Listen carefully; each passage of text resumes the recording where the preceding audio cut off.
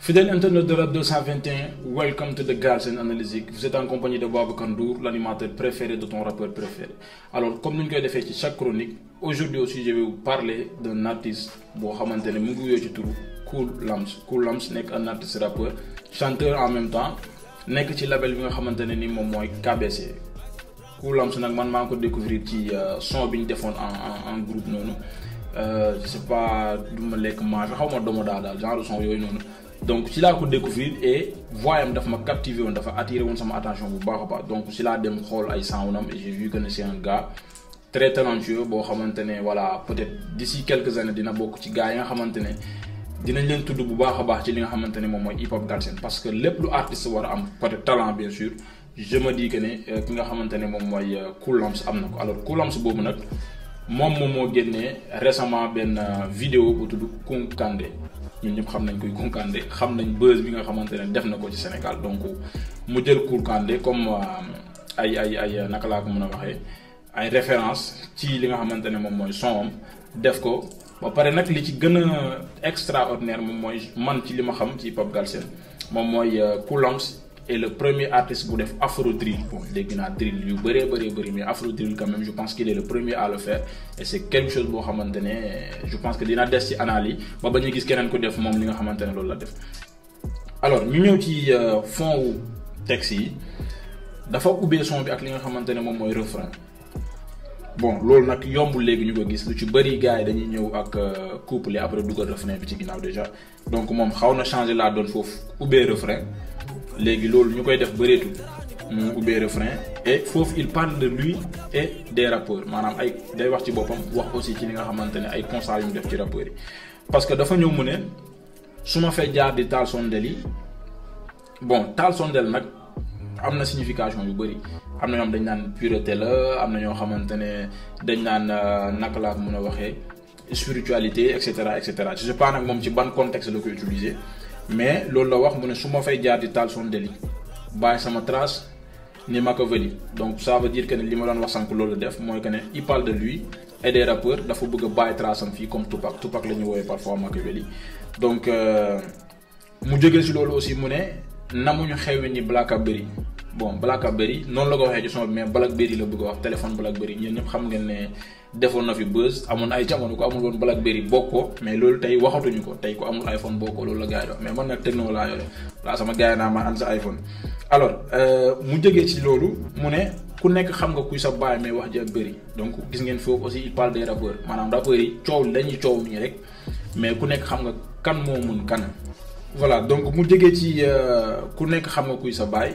mu continuer ak wax jaa bëri ni Kounkandé doo defee dara ni Kounkandé. Donc rappeurs yi lay comparé foofu ak Kounkandé ñun ñëpp xam nañ ne wax na Sénégal wax na rajo yi yëpp wax na télé yëpp ne dafay xar géej gi suñu xar géej gi aussi ñu ngi ko ciy xaar alors mais ñun ñëpp gëm nañ ne Kounkandé mënul def loolu donc il compare Kounkandé ak rappeurs yi nga xam dañuy wax rek mais li ñuy wax mënuñ ci def dara loolu mooy li nga xamante ne ni moom mooy refrain bi mu ñëw nag ci li nga xamante ne moom mooy premier couplet bi déjà man li nga xamante ne ni def na ko premier ak deuxième couplet bi yëpp dama ci waxandoo benn yoon sax li nga xamante ne moom ci gën a neex moom mooy dafa rap mais aussi dafa wëy et loolu qualité la yoo xamante ne ni rapport yu bëri ñu koy ut mais amuñu ko am na ñoo xamante ne par exemple ils peuvent pas chanter seen voix permettre leen loolu mais moom yàlla may na ko mu am cette possibilité là de rapper et de chanter en même temps et c'est ce qu'il a fait ci ñaari couplets yi yëpp def na fa aussi ay enchaînement def na fa aussi ay allitération su ma jumul mooy bi mu naan tey laay altération en T su ma jumul mu ne tey laay ñàpp tibiri bi baluteli tafloo ñemewul teppi te duma si taay donc dégg ngeen tee ni mu ko dugalee ci biir baar boobu noonu mu jóge si loolu rek il enchaîne ak mun naa ne benn mélodie ba léegi foofu tu sens aussi que ne dafay wone mën woyam ak polyvalence bi nga xamante ne ni am na ko parce que woy na fa rap na fa ci ñaari couplet yëpp. après mu jógee si loolu ci deuxième couplet bi mu shout out fa ki nga xamante ne ni moom mooy Maladjon kenn dootu ko présenté moom aussi c'est un chroniqueur et l'un des meilleurs chroniqueurs du Sénégal ku xam hip hop mu shout out ko foofu mu ne man la Maladjon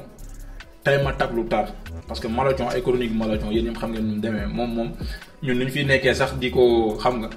naayesal ak yooyu noonu moom day ñëw dóor ci digg bi après il passe à autre chose donc Maladjon aussi ñu koy béggee au passage di ko shout out encore moom aussi ci liggéey bi muy def ci hip hop Galsen. alors mu jógee ci loolu mu ne est-ce que xam nga logo gang bi KBC samay niggas ñoo lay terrasser yàgg sa kaw ni Duracell loolu punchline boobu dafa nice mu comparé boppam ak waa KBC comme batterie Duracell pour ñu ko xamul batterie yi gars yi dugal ci télécommande yeeg yooyu noonu mais dafay yàgg quoi moo tax sax ñu koy woowee Duracell moo tax mu ne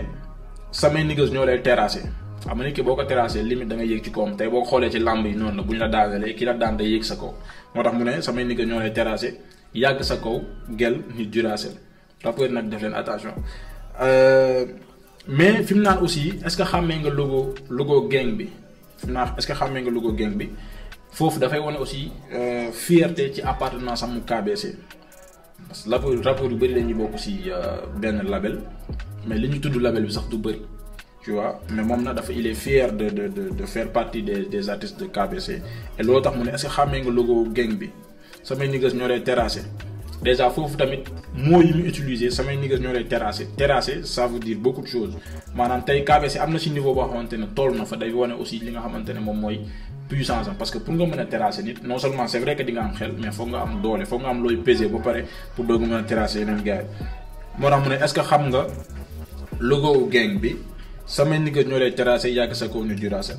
donc loolu appartenance ak puissance su KBC ci lay wane ci li nga xamante ne moom mooy hip hop Galsen donc Kounkandé c'est vraiment une vidéo très nice gis nañ ci aussi Alex suma jumut Alex danseur fecc na fa lu nice parce que tamit break dance bi ci hip hop bi la bokk buñ ko di fàtte donc fecc na fa lu nice chorégraphie nice dafa dóor ki réaliser vidéo bi aussi def na une très belle réalisation temps moom gis naa ne hip hop Galsen clip yi quand même liñ ciy wax du bëri quoi parce que rien à dire gars ñu ngi def seen liggéey ni mu waree et je pense que ne artiste bi rek moom moo ci bénéficié wu donc tey ci li nga xamante ne moom moo doon seen chronique Galsen Analysique c'était juste pour parler de ça Cool'Ams nag pour man KBC war nañ ko gën a mën a booster parce que il est un peu différent des autres artistes de KBC quand même waaw Sori mu ngi day rap mais gisaguma ko fu mu wëyee gisaguma ko mën na am tamit mais man gisaguma ko ngaa ko aussi gisaguma ko mu wëy noonu donc moom daal laa xam ne sa voix quand même mën na apporter le KBC lu bëree bëri te war nañ ko exploiter ni mu waree pour mu amal njëriñ KBC comme ni ma ko waxee sànq mais bu loolu weesu aussi ñu ngi xaar man featuring am ak Ngaaka Blindé ñoom ñaar kese bëgg naa ko gis xam naka lay demee parce que gis naa ne ñoom ñaar seen collabo dina nice donc c'est tout pour aujourd'hui ma leen di jox rendez-vous ci beneen chronique Galsen Analysique ci Rap 221 jaajëf.